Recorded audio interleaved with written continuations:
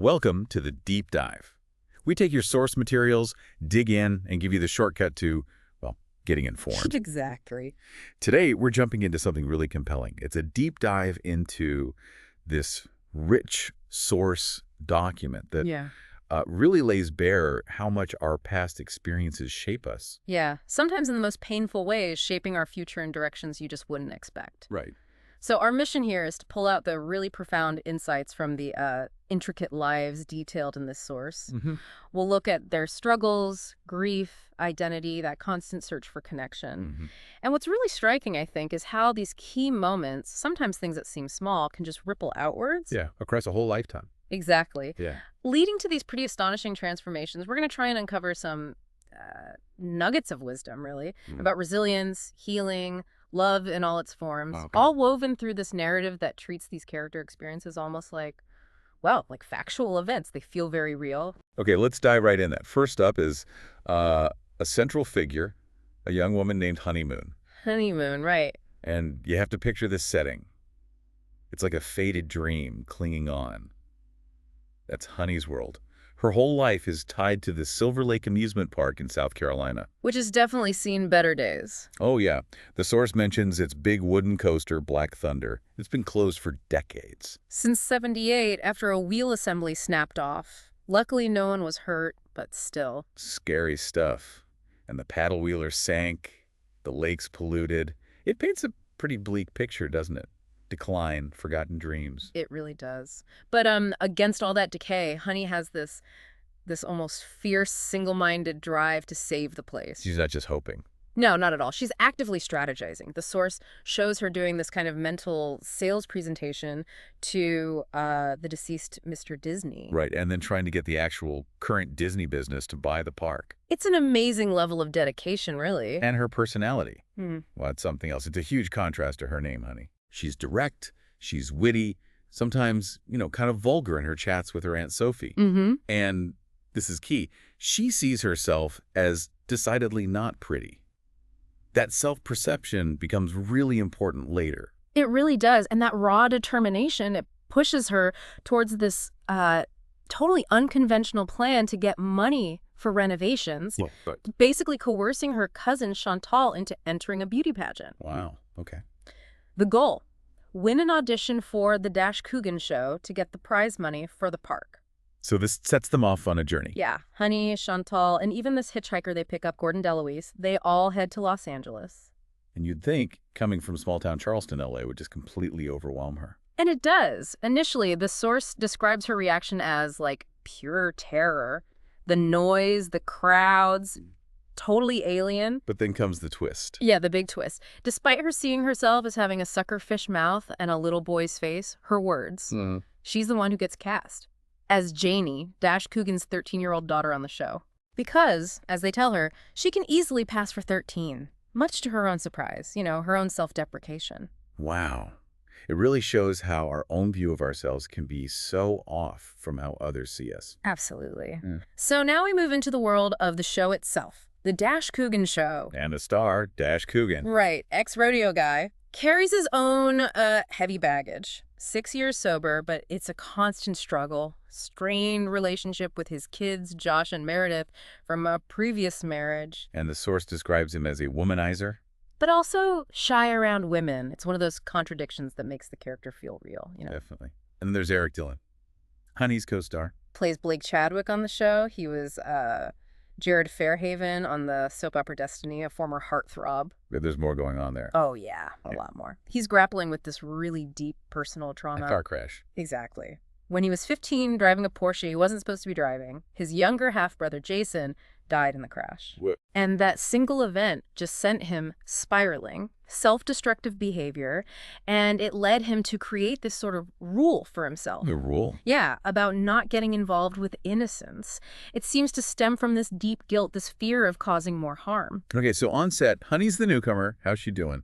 Well, she struggles with the acting side of things. She really idolizes people she sees as real actors, like Eric. And she starts developing these, the source calls them fatherly fantasies towards Dash. Trying to get his attention. Persistently. Bringing him coffee, donuts, offering back rubs, trying to engage him with witty chat. And Dash. He keeps trying to distance himself. It seems like a pretty set dynamic until, until something really shocking happens. This is where the source takes that really pivotal, maybe uncomfortable turn. It really does. It details this incident where Dash physically disciplines Honey. He smacks her rear. Right. And Honey hated it at first, obviously. Of course. But the text makes this a pretty profound and, frankly, kind of controversial claim. It says this act seemed to solidify this strange, almost paternal bond. The quote is, once you smacked her, you made her yours for life. Exactly. It really forces you to think about the weird ways human connection can form, especially when people are searching for something. It's a stark reminder, isn't it? That for someone maybe looking for a father figure, like Honey, maybe that act, however wrong it seems, paradoxically fulfilled some kind of deep need. For structure, maybe, or just acknowledgement. It's complex. Definitely complex. Meanwhile, Eric's situation gets even worse. Much worse. His ex-wife, Lily Isabella, accuses him of child sexual abuse. But the source suggests it stemmed from innocent things. Yeah, like him bathing their daughters, Rachel and Becca. Becca has Down syndrome. But Lily interprets these innocent acts through a lens of, well, perhaps her own past trauma, as we later find out. And her reaction? Extreme. She takes the girls and goes underground in Europe, uses this network, this system that supposedly protects children. But it tears them away from their father. Tragically, yes. Which leads Eric to this coping mechanism. Patches the pirate. Patches the pirate. He creates this whole alter ego to visit kids in hospitals. It's not just random, is it? No, it feels like this powerful symbol of his hidden desire to protect kids, maybe to atone for what happened with his brother. It shows you the man underneath, desperate for some kind of redemption. Okay, so moving forward, the relationship between Honey and Dash, it deepens. Incredibly complex, yes. Despite Dash being really self-aware about his flaws, admitting he can't be faithful. They get married? Secretly, yeah. Down in Baja, it's a union built on some very complicated, unconventional foundations. And then tragedy just hits like a ton of bricks. Utterly devastating. Dash is shot. He's protecting a woman from an addict, and he dies. And Honey's grief is described as just all-consuming, totally disorienting, intense. The source really captures that isolation, doesn't it? It really does, that profound, isolating pain. After Dash dies, Honey just retreats, back to the derelict amusement park. Her safest place. Her safest place. She's just lost in this grief, so profound, so lonely, clinging to his scent, even battling suicidal thoughts. It's not just sadness, it's trauma. Exactly. Yeah. The kind of traumatic grief that often follows a sudden, violent loss. It drives people to seek solace in familiar places, even broken ones. And this grief fuels her next move. Yeah, this almost obsessive quest. She decides, against all logic really, to rebuild Black Thunder. A roller coaster. A roller coaster. She sees it as the only way to find peace, maybe reconnect with Dash somehow. It's more than just wood and steel for her. Oh, absolutely. It's symbolic, a way to process this huge loss, maybe find some control. But the cost is immense. Financially. Totally. Sells her house, the ranch Dash left her. The source says she liquidated almost everything. And then, just when things seem bleakest, Eric Dillon shows up, unexpectedly, at the park. But not as himself. No. Initially, he's disguised as Dev, a one-eyed construction worker. He's sort of watching Honey, observing her grief from afar. Then, well, what unfolds is this incredibly raw, emotionally charged sexual encounter between them. Born out of her desperation. Seems like it. Her desperate need for human connection and that crushing loneliness. But it's followed immediately by this wave of self-hatred, regret. It raises questions, doesn't it? Yeah. About grief, vulnerability. And how people seek comfort in ways that can be surprising, even self-destructive sometimes. Okay, so how do they start moving forward from all this? Confronting the ghosts. Well, it brings us back to Eric's persona, Patches the pirate. Right. In this really amazing turn, Honey encounters him at the hospital. But she joins in, playfully becoming Princess Popcorn Amaryllis Brown. Playing along. Exactly. And this interaction, this playfulness, it's a massive breakthrough for Honey. The source says she experiences real joy, laughter for the first time in months. And it sparks something between them. An undeniable connection, yeah. One that starts to challenge that fierce loyalty she feels towards Dash's memory. And it's a turning point for Eric, too. Huge. It seems to be the moment he decides to drop the masks. To choose vulnerability. Which is terrifying. Absolutely. A critical step in healing. He tells Honey everything. The truth about Lily's accusations, his desperate fight to get his daughters back, his fear she'll send them underground for good. And this brings us back, again, to Black Thunder. The coaster, yeah. Honey still has this deep conviction that writing it is crucial for her healing. A way to reclaim hope, say goodbye to Dash. That's how she sees it. Reclaim faith, hope, finally let go. But Eric, initially, he just doesn't get it. He thinks it's unhealthy, clinging to the past. Pretty much. He struggles to see the deeper, symbolic meaning it holds for her. He sees the obsession, not the need. Which sets up this huge test of trust. It does. Eric brings Rachel and Becca to the park. Rachel especially needs this. She's having nightmares, dealing with her own trauma involving Guy Isabella, Lily's father. She needs to face her fear. Exactly. And Honey makes this incredibly courageous call. She decides Rachel should ride Black Thunder alone. Despite Eric's fear for her. Despite his profound fear, yeah.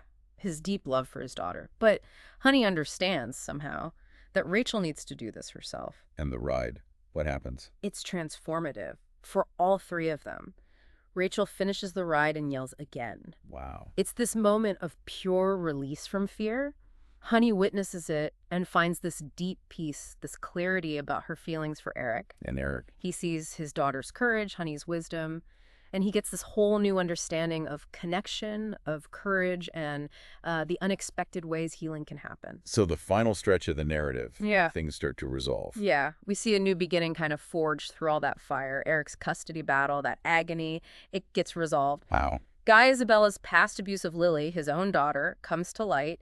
He gets arrested. Which changes everything for Eric's case. Completely. With Honey's support, he's finally able to protect his daughters, bring them home. And then personally. Yeah. For Honey and Eric. They get married. Oh. Quietly at first. Why secretly? Well, the source mentions the potential public perception, the repulsive idea, as it puts it, of Janie, her character, marrying Dash's character, essentially marrying her pop. The show dynamic bleeding into real-life perception. Exactly. But their life together, it thrives. We see Becca making great progress, Rachel still being her spirited self. They build a real family. In Honey's perspective, looking back. Years later, yeah, she reflects. She still acknowledges her love for Dash, her gratitude to him. But she emphasizes this profound love and respect for Eric. Seeing him clearly. Seeing him as a wonderful father and the best husband. She even notes his vulnerability, his too much feeling, and embraces that complexity. It shows real growth, doesn't it? How her understanding of love evolved. It really does. This whole deep dive, it just shows, well, healing isn't a straight line, is it? Not at all. And love can show up in the most challenging situations, taking forms you never expected. It's a powerful reminder that our paths are really our own. Absolutely. They're shaped by forces we don't always understand right away. So what's the takeaway for you, the listener?